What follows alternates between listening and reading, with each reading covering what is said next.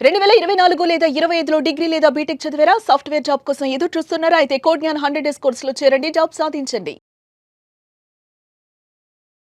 Age అనేది మన లైఫ్‌లో చాలా ఇంపార్టెంట్ అని అవును. చెప్తారు. ఏ టైంకి అది కనుక కాకపోతే ఆ ఆపర్చునిటీని మనం మిస్ అయిపోతాము అన్న ఫీలింగ్‌లో చాలామంది కూడా ఇన్ టైమ్‌లో చేయాలి అని చూస్తూ ఉంటారు.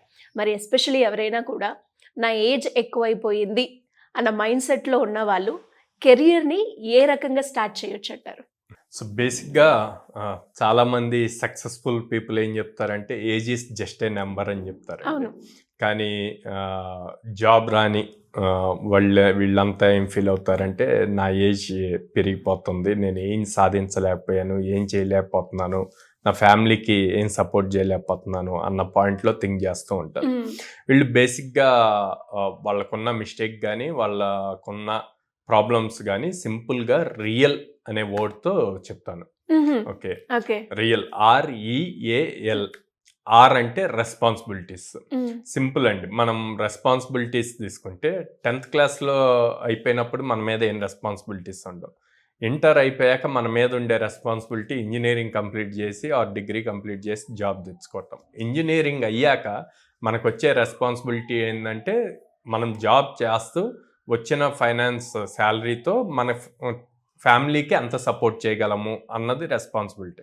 అది ఇయర్ పెరుగుతున్న కొద్దీ మన మీద అది పెరుగుతూ వస్తుంది. ఆ రెస్పాన్సిబిలిటీ ఇంక్రీజ్ అవుతూ ఉంటుంది.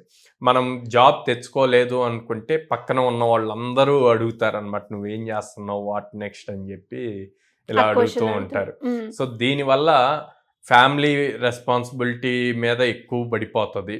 ఓకే. ఇక్కడ వస్తుంది నెక్స్ట్. అంటే ఎమోషనల్ లోడ్. ఎప్పుడైతే ఈ పక్కన వాళ్ళంతా ఏం చేస్తున్నావు, నెక్స్ట్ ఏంటి ఇట్లా అడుగుతూ ఉంటే, లేదా పేరెంట్స్‌ని బయట కలిసినప్పుడు మీ అబ్బాయి ఇంకా సెటిల్ అవ్వలేదు ఆ ఎమోషన్ అంతా కూడా వీళ్ళలో బిల్డ్ అవుతుంది. అరే అందరూ మా పేరెంట్స్‌ని ఇట్లా అడుగుతున్నారు, నేనేం అంటే డిప్రెషన్‌లోకి వెళ్తూ ఉంటారు. అలా వెళ్ళకూడదు. వెళ్ళకుండా రియలైజ్ అయ్యి మనం ఇంకా కాన్ఫిడెంట్‌గా ఇంకా ప్రిపేర్ అవ్వటం ఇంపార్టెంట్ అనమాట. ఇక్కడ అందరూ ఆ ఏజ్ నెంబర్ అన్నది చూసుకొని, ఏజ్ పెరుగుతుంది కదా, నాకు ఇంకా ఆపర్చునిటీ రాదు అన్న దాంట్లోకి వెళ్తారు కానీ, హ్మ్. ఎన్ని ఆపర్చునిటీస్ ఉన్నాయి, మనం అసలు ఎలా ట్రై చేయొచ్చు అన్న రీసెర్చ్ చేయరనమాట. Next awareness lacking. సో ఈ అవేర్నెస్ లేకపోవటం వల్ల ఏం అవేర్నెస్ లేదు, అరే సాఫ్ట్వేర్ ఇండస్ట్రీ అన్నది ఏజ్తో చూడదు, నీ దగ్గర స్కిల్ మేజర్గా చూస్తుంది.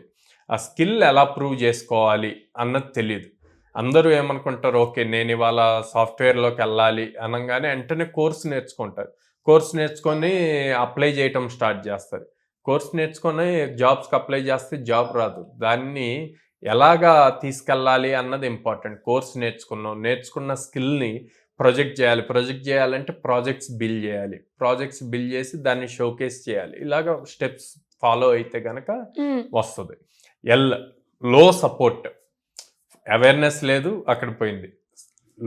లో సపోర్ట్కి వచ్చేసరికి ఎవరైనా 4-5 ఇయర్స్ అయ్యాక అరే నేను ఇట్లాగా కొత్తది ఏదైనా నేర్చుకోవాలనుకుంటున్నాను, నేను ఇప్పుడు దాకా ట్రై చేశాను, నాకు రాలేదు, ఇప్పుడన్నా ఇది ట్రై చేస్తే నాకు జాబ్ వస్తుందేమో, లేకపోతే నా కెరీర్ మంచిగా సెటిల్ అవుతానేమో అనగానే ఈ ఏజ్లో ట్రై చేస్తావా హ్మ్. అని చెప్పి అడుగుతారు. లేదా ఇప్పుడు రైట్ టైమా అంటారు. ప్రతిదానికి ఏజ్ కానీ రైట్ టైం కానీ అంటూ ఉండవండి.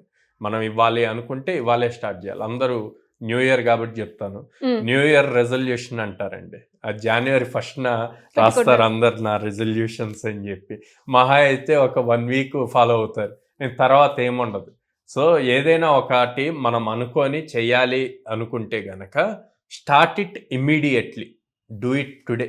ఇవాళ అనుకున్నాం కాబట్టి ఇవాళే మంచి రోజు. నీకు ఇవాళ మనసుకు అనిపించింది కాబట్టి ఇవాళే చేయటం స్టార్ట్ చేయండి. అంతేగాని దానికి మళ్ళీ ముహూర్తాలు లేకపోతే ఇంకోటి చూసి ఆ రోజు నుంచి స్టార్ట్ చేస్తాను అనే కన్నా ఇవాళే స్టార్ట్ చేయండి. Every day is important. ప్రతి మినిట్ ఇంపార్టెంట్. జరిగిపోయిన టైంని తేలేము. దానివల్ల ఇంపాక్ట్ అవుతుంది. సో అందుకని ఏజ్ నాకు పెద్దది అన్నది చూడొద్దు, స్కిల్ సెట్ ఎంత ఇంపార్టెంట్ అన్నది ఇంపార్టెంట్. అది చూసుకుంటే గనక ఖచ్చితంగా software industry or not only software industry ఎందులో అయినా జాబ్ తెచ్చుకోవటానికి పాసిబిలిటీ ఉంటుంది. సార్ మీరు అన్నట్టుగానే స్కిల్ అనేది చాలా important. Age is just number అన్నారు కాబట్టి స్కిల్కి సంబంధించి అలాంటి ట్రైనింగ్ ప్రోగ్రామ్స్ కోడ్జ్ఞాన్లో ఏమేమి ఉన్నాయి సార్? సో మన దగ్గర వేరియస్ ప్రోగ్రామ్స్ ఉన్నాయండి. Like software development side Java full stock, Python full stock ఉంది, డేటా అనలిటిక్స్ ఉంది. డేటా అనలిటిక్స్ అయితే ఐటీ వాళ్ళు తీసుకోవచ్చు, నాన్ ఐటీ వాళ్ళు తీసుకోవచ్చు, కోడింగ్ రాదు అనుకుంటున్న వాళ్ళు.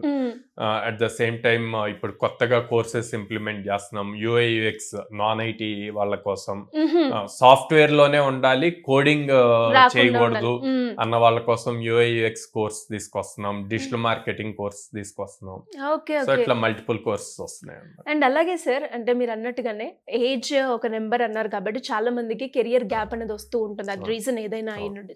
సో అలాంటి వాళ్ళకి కోడ్జ్ఞాన్ నుంచి ఏమైనా ఫెసిలిటీ ఉందా సార్? ఎస్ అండి, కెరీర్ గ్యాప్ వచ్చిన వాళ్ళకి కూడా మన దగ్గర ఏం సపోర్ట్ చేస్తాము అంటే టెక్నికల్ గా వాళ్ళని అప్ స్కిల్ చేయగలుగుతాము. అప్ స్కిల్ చేసిన వాళ్ళు ప్రాపర్ ప్రాజెక్ట్స్ బిల్డ్ చేసి వాళ్ళు అంటే they take some time. Fresher అనుకోండి ఇమీడియట్ 3-4 months లో అవుద్ది. కెరీర్ గ్యాప్ వచ్చిన వాళ్ళకి ఎక్కువ ప్రాజెక్ట్స్ చేయాలి, it takes up to 1 year వరకు టైం పడుతుంది. సో ఈ టైంలో వాళ్ళు అంతే ఫోకస్డ్ గా ఉండి రోజు వస్తూ నేర్చుకుంటూ ప్రాజెక్ట్స్ ఆన్ టైం బిల్డ్ చేస్తూ ఉంటే గనక కోడ్జ్ఞాన్ ఎప్పుడూ సపోర్ట్ చేస్తుంది. వాళ్ళకి జాబ్ ఆపర్చునిటీస్ కూడా ఉంటుంది కెరియర్ గ్యాప్ వచ్చిన వాళ్ళకి కూడా.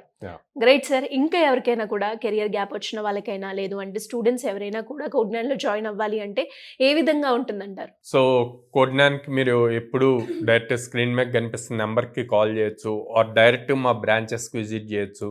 విజయవాడలో మొగల్రాజపురంలో ఉంది, హైదరాబాద్ JNTU మెట్రో స్టేషన్ ఆపోజిట్లో ఉంది, అండ్ అమీర్పేటలో చెన్నై షాపింగ్ మాల్ ఆపోజిట్లో ఉంటుందండి.